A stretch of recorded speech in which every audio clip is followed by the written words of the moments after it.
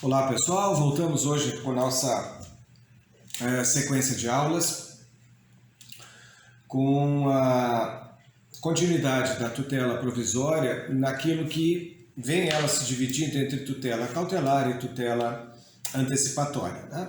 E hoje nós veremos com mais vagar a questão da legislação sobre este ponto. Nós já no último encontro vimos a grande diferenciação entre os dois sistemas, o que é uma antecipação de tutela provisória, o que é uma cautelar em tutela provisória. Então esta diferenciação me parece já matéria superada, mas ainda alguns elementos devem ser aqui pisados e repisados no sentido de fazermos uma conferência com esse sistema à luz do Código de Processo Civil.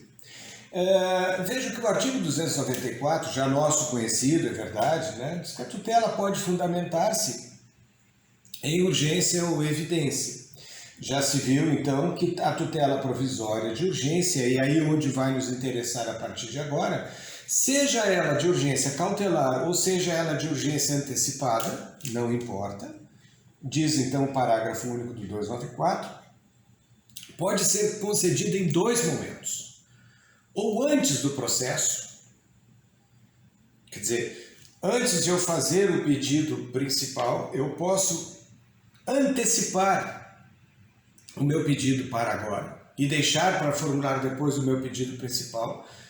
Ou então eu vou fazer tudo num só lugar, tudo num só instrumento processual, tudo num só corpo de uma petição inicial, onde eu vou ter uma manifestação aqui chamada de incidental. Significa, ou eu faço esta forma incidente já com a inicial, ou uma segunda hipótese, o processo principal já caminha e no curso do processo principal eu faço um pedido de tutela provisória. Também aqui é incidente. Então vamos lá, ou com a inicial ou no curso do processo. A antecedente é o contrário, ela antecipa, ela antecede, ela vem antes do processo principal, cuja interposição deste processo principal fica para depois, né? Então, é exatamente a possibilidade que nós temos aqui na grande divisão dos dois sistemas. Por isso que o parágrafo único, então, consegue, de uma forma bem objetiva, nesse ponto, deixar muito clara a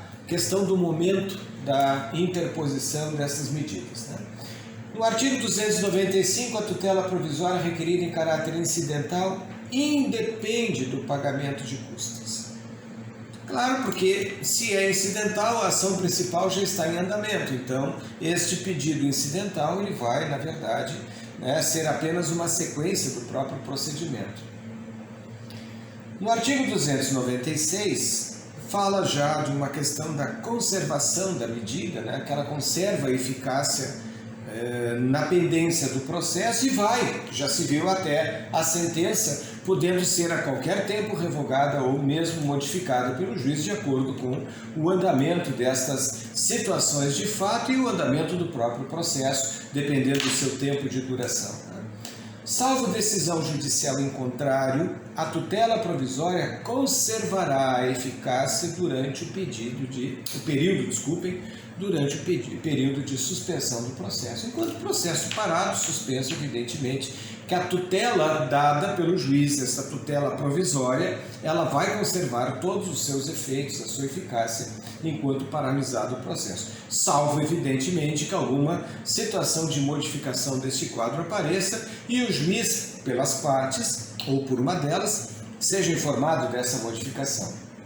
E, no 297, o juiz pode determinar as medidas que considerar adequadas para a efetivação da tutela. Quanto a isso, já falamos das medidas lá do artigo 139, inciso 4º do Código, aquelas medidas, portanto, coercitivas, indutivas, mandamentais, subrogatórias, são medidas que o juiz pode adotar em complemento àquilo que o autor já pede e o juiz, entendendo desta possibilidade, ele pode dar medidas outras não requeridas, mas que ele entenda que sejam consideradas adequadas para a efetivação completa, quer dizer, a execução completa daquela medida. A efetivação da tutela provisória, diz o parágrafo único do 297, observará as normas referentes ao cumprimento provisório da sentença. Já falamos e voltaremos também a falar quanto à questão da execução dessas medidas chamadas provisórias de decisões, né, que são liminares, mas se equipara a sua, vamos dizer assim, a sua efetivação, o seu cumprimento, se equiparam a uma sentença, como se fosse uma sentença. Esta decisão interlocutória, geralmente assim ela vem, então, formada, né? Quanto à questão da motivação, falamos do artigo 298, mas então eu quero agora, com vocês, falar de algumas condições específicas da tutela de urgência, lá no nosso artigo 300, onde eu quero então dar a nossa continuidade. Antes dele, é preciso que nós enxerguemos o que diz o nosso slide quanto aos aspectos gerais da tutela provisória. Aqui está, deixa eu colocá-lo em animação integral.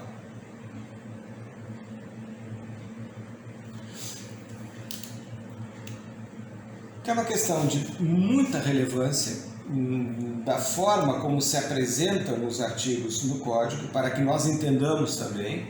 Quanto à tutela de urgência, vai especificamente o Código dizer de como devem funcionar nas suas formas antecedente e incidental, daquilo que já se viu então no momento em que vai aparecer isso.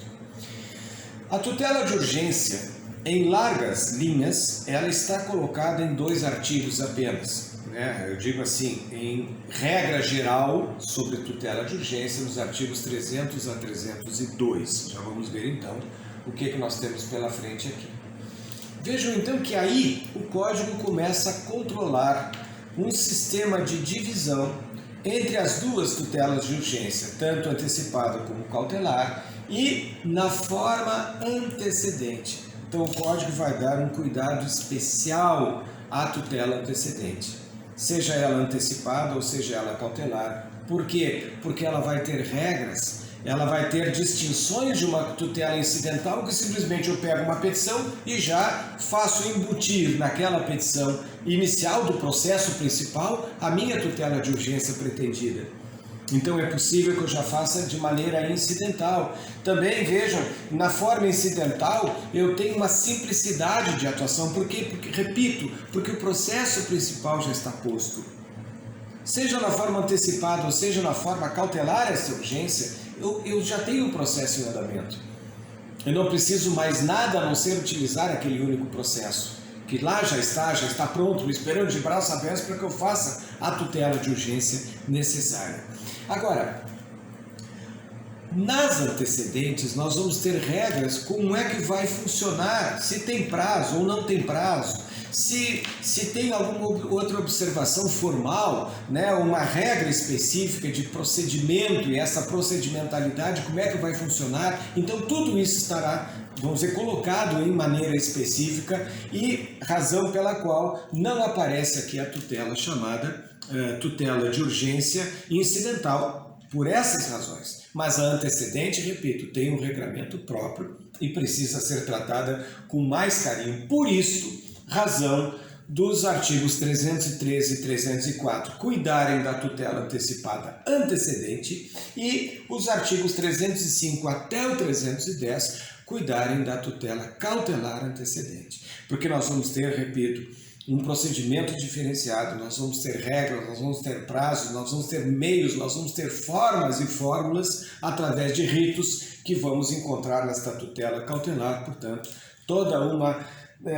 essa tutela antecedente, portanto, toda uma regra ou uma teia de diretrizes que deve ser observada, né, essa teia, de forma a que não haja depois futuras surpresas por parte de quem venha a manejar com esse tipo de procedimento. Realmente ele é mais complexo que o incidental, razão bastante para que se dispensassem artigos tantos em relação a esta característica da antecedentalidade dos pedidos. Muito bem. Quanto à tutela de evidência, vou continuar guardando esta tutela lá no artigo 311, o filho único dos artigos, que vai cuidar só da tutela de evidência, mas isso eu quero deixar para um futuro próximo, quando já no final do semestre estivermos examinando, enxergando e encarando essa matéria da tutela de evidência. Então, como medidas, nós vamos ver duas formas de medidas que vão, na verdade, estabelecer uma única forma de procedimento.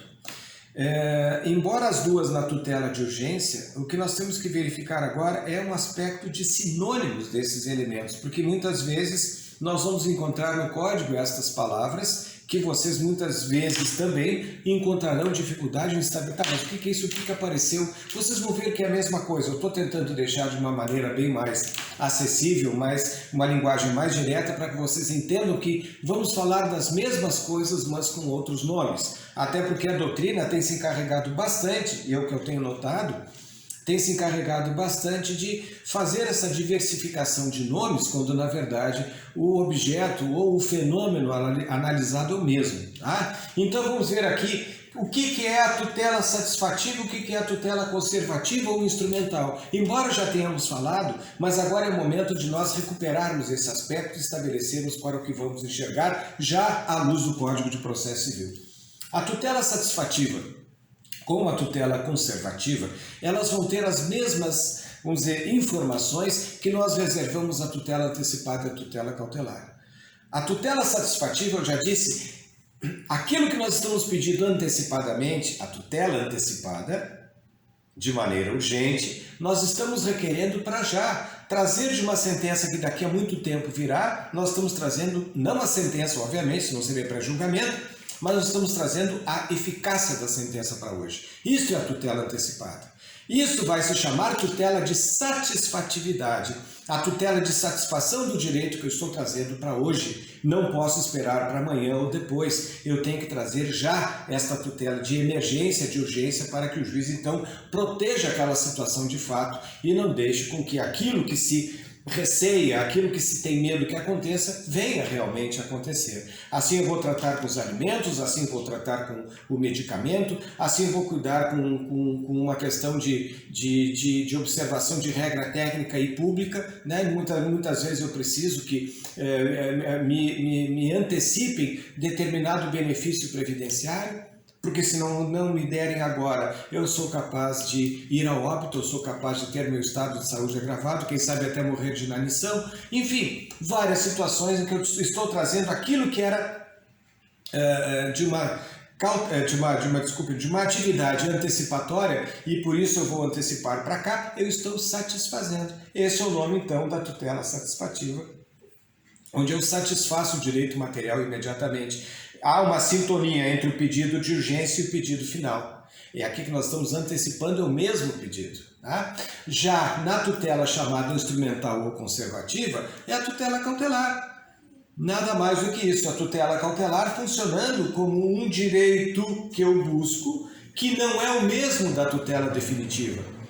Já vimos que esse é o grande centro de distinção entre antecipação de tutela e tutela cautelar. Na tutela cautelar eu vou usar aqui uma forma instrumental, olhem o nome, eu vou usar um instrumento para chegar a um objetivo de segurança, de proteção, não de satisfação, obviamente não, mas de uma garantia que eu tenha daquele direito, que quando chegar lá na sentença eu tenho esse direito assegurado. Eu tenho, já disse a vocês, eu tenho um resultado prático, um resultado útil do processo, com base nessa tutela, onde eu vou não satisfazer, mas eu vou conservar o meu direito. Então o processo cautelar vai ser sempre um processo de apoio, não vai ser o processo principal, não vai ter o pedido principal, mas vai ser um processo que vai me ajudar, vai me auxiliar a chegar lá no final deste processo de conhecimento, o processo que seja principal, para que eu tenha então esta satisfação, vamos dizer, esta efetivação, esta realização do direito lá na frente. Então, aqui nós temos uma cautelar E o direito material é distinto da urgência. E veja, não tem nada a ver o meu direito material pretendido na ação principal com a urgência, pois esta tutela deseja conservar a situação no estado em que ela se encontra, evitando o dano. Então, se hoje eu encontro uma situação de separação de um casal, eu estou vendo que aquele que ficou permaneceu com os bens desse casal dentro de casa, os está dilapidando, está se desfazendo desses bens, o que o outro cônjuge tem que fazer? Tem que fazer uma medida de conservação desses bens, evitando que aquele cônjuge que ficou na casa, que ficou com os bens todos lá, o material doméstico, a máquina de lavar roupa, os aparelhos de televisão, os computadores, então está se desfazendo.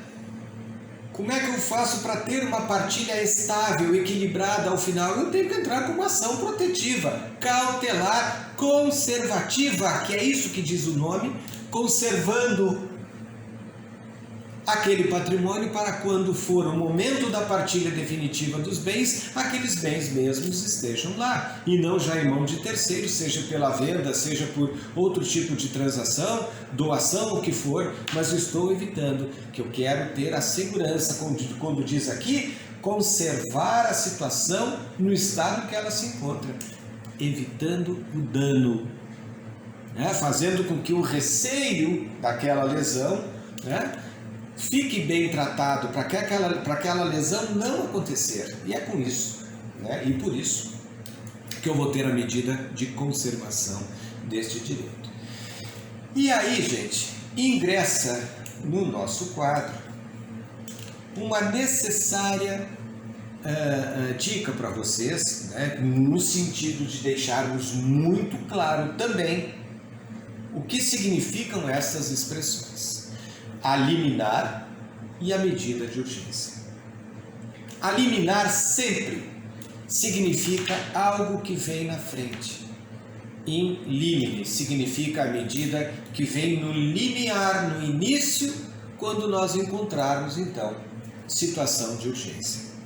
A liminar, portanto, é uma decisão que ocorre no momento em que o processo se instaura. Então não precisa dizer, mas o juiz tem que dar uma liminar. Não, ele pode dá-la ou indeferi-la. Mas o que eu tenho pela frente na liminar, gente, é uma decisão liminar. Nunca se diga que eu tenho uma ação liminar, absolutamente não. Eu tenho uma ação de urgência, com tutela provisória antecedente ou cautelar, pedindo ao juiz uma decisão liminar. Perdão, é nesse sentido que a liminar se apresenta. O que eu desejo não é uma ação liminar, o que eu desejo é uma decisão liminar, dentro de uma ação onde eu estou requerendo tutela provisória de urgência. E com isso, o juiz dará a medida solicitada no início do processo, ele vendo que presentes os requisitos do fumus boniuris, do periculo in mora, o juiz já possa estar à vontade para dar esse provimento. Ou, não o dando não quer dizer que a liminar perca a sua característica liminar se o juiz esperar a resposta do réu e depois se posicionar. Não tem problema nenhum. O juiz pode, já vimos, pode marcar uma audiência de justificação prévia com o autor, para que o autor diga esclarecimentos ao juiz, para ele se sentir mais seguro, mais à vontade de deferir aquela liminar. Então, a liminar não significa no momento que o processo chegou pela primeira vez no colo do juiz que ele já tenha que dar. A liminar existirá, ainda que seja no início do processo, e não só quando ele pega a inicial e já defere, não é isso. O juiz pode diferir, quer dizer, postergar aquela medida para um momento futuro, quando ele não se sinta naquele primeiro momento muito à vontade para conceder a medida. E, por seu turno, a medida de urgência é o que eu requeiro. Não é o que o juiz me defere. O juiz me defere através de uma decisão liminar de urgência também, mas a medida de urgência é a medida que eu requeri. Eu estou requerendo uma medida de urgência liminar. E aí eu vou provocar do juiz, que ele gosta muito de ouvir, o seguinte: Excelência, invocado seu poder geral de cautela, requer liminarmente e em caráter de urgência para que seja deferida a verba alimentar para o autor. Vejam, O que eu estou requerendo então? Estou requerendo a medida, e a medida de urgência é o que eu peço. A liminar é a que o juiz me responde, é a decisão liminar com que ele vai então analisar a questão, responder no primeiro momento. Então, esta medida de urgência, já vimos, pela tutela de urgência, que é a tutela, parte da tutela provisória, nós vamos ter possibilidade de pedi-la tanto em antecipação de tutela como em pedido de cautelaridade, portanto, uma medida cautelar, né, ou uma medida antecipatória, chamada também de medida satisfativa, que eu requeira ao juiz nessa chamada medida de urgência. Então, que isso fique muito bem definido, muito esclarecido para vocês. Bem, nós temos aqui ainda um outro problema a analisar, que é o tal pedido que o autor faz, que pode trazer o pedido do autor um dano à outra parte. É claro que quando a gente toma medidas de urgência com esta característica da cautelaridade, é claro que nós temos um perigo do dano existir. Aquele réu, que era o réu da ação, ele poder então ser prostrado, ser colocado numa situação de prejudicialidade e com isto ele sair então lesado, né, deste ato do autor. Imaginem, nós temos então um caso em que o autor pede o bloqueio de bens e imóveis do réu, o juiz defere e o réu neste período todo ele não pôde gerir o seu patrimônio. Imaginem que este réu tivesse ao largo deste tempo uma necessidade urgente, premente, de atender despesas familiares com médicos, com hospitais e tudo mais, algum parente seu passando mal, e ele estava ali naquele momento impedido de exercer o seu direito de propriedade e gozar do seu patrimônio, a exemplo de venda de um desses bens para poder custear aquelas despesas. Então, se o autor bloqueou esses bens e o réu teve um prejuízo, é necessário que haja aqui uma recomposição ao statu quo ante, quer dizer, ao estado anterior de coisas, para que aquele prejuízo seja reparado pelo autor, porque o autor provocou o bloqueio de bens do réu. O réu, nesse período, necessitou do patrimônio e não pôde dispor dele. E aí, algum parente seu veio a falecer ou veio ter o seu estado de saúde agravado e simplesmente o réu ficou ali de braços cruzados, a ver navios sem poder fazer nada. Isto é indenizável.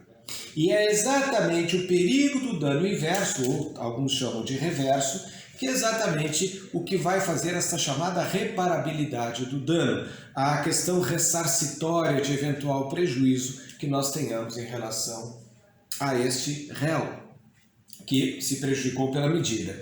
Então, o que é o conceito do dano reverso? Aqui está. Significa, então, a impossibilidade da situação retornar ao statu quo ante. Se o juiz nota que esta situação pode ser grave para o réu, o juiz, usando desta verdadeira defesa, desse verdadeiro escudo, ele pode, com toda tranquilidade, negar a liminar requerida pelo autor.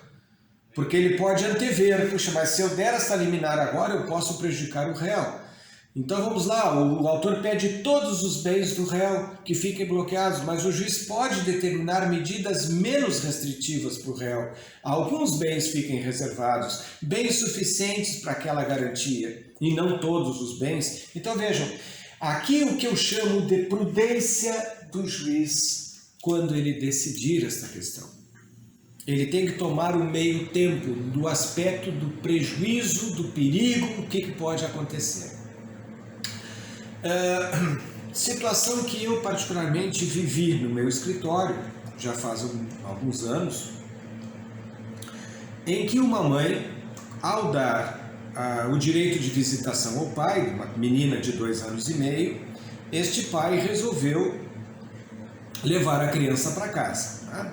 O pai não trabalhava, o pai estaria numa situação de quase miserabilidade, mas enfim, tinha o direito de estar com a filha, de visitá-la nos sábados à tarde.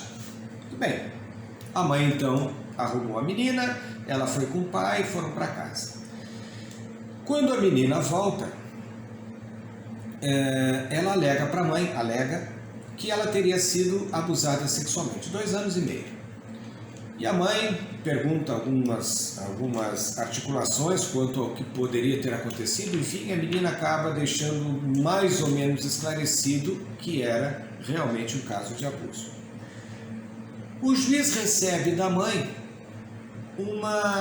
juiz Heitor Assis Remonte, de minha grande lembrança, uma grande e querida pessoa para mim, um exemplo de juiz. O doutor Heitor recebeu aquela inicial, que não era minha, eu era advogado do réu. Depois vai ser uma questão muito longa para contar, mas na verdade o que eu quero é onde eu quero chegar. O que o juiz fez? A mãe pedia cautelarmente que fossem vedadas quaisquer visitas deste pai à filha, que estivesse impedido de visitá-la até que, e aí vinha a ação principal, a destituição do poder de visitas do pai a esta filha, inclusive pedindo até a destituição do chamado antigo pátrio poder. O que o juiz faz na sua decisão? O doutor Heitor diz assim: bem, eu tenho aqui duas questões: a proteção da menina na sua formação, e eu tenho a questão relativa à visitação do pai. O que é o mais importante? E exatamente aqui, a prudência do juiz de decidir. O que o doutor Heitor fez? Cortou do pai o direito de visitas. Por quê? Porque o direito de visitas se recupera depois, caso a ação seja julgada improcedente. E foi. Nesse caso foi, apenas abreviando. Mas não se recupera se verdadeiros aqueles argumentos alegados pela mãe na ação, não se recupera a formação dessa menina mais. Então aqui é uma prudência, é o trabalho do equilíbrio, né? Do equilibram, quer dizer, eco-igualdade, libram balança. Então o equilíbrio tem que trabalhar nesta linha de ação, né? E o perigo consiste no quê? Consiste na eventual irreparabilidade do dano. Se o juiz notar que aquele dano vai ser mais tarde irrecuperável, porque, por exemplo, o autor pegou, já vendeu os bens do réu e aí foi dançar tango na Argentina, e aí como é que fica a situação? Com aquele dinheiro todo que está lá na Argentina, não volta mais. Esse é um dano irreparável. E aí nem preso o autor vai neste caso, porque ele vai ficar um devedor eterno do réu, e se não puder pagar, já se sabe, ninguém vai preso por dívida no país, a não ser dívida alimentar, né? Então é esta aqui a nossa consideração em relação ao perigo do dano inverso. E aqui nós temos rapidamente algumas limitações, né? Aqui o mandado de segurança, né, em que o juiz tem que negar em alguns casos as liminares. O juiz não pode, veja que a lei de mandado de segurança, a 12.016 lá de 2009, nos diz que não pode haver decisão liminar em relação à compensação de créditos tributários, que isso aqui é interesse público. Não se compensam créditos tributários porque, na verdade, o devedor de um crédito tributário, né, não poderia se beneficiar com isso, em ter créditos compensados, porque vai prejudicar o interesse público.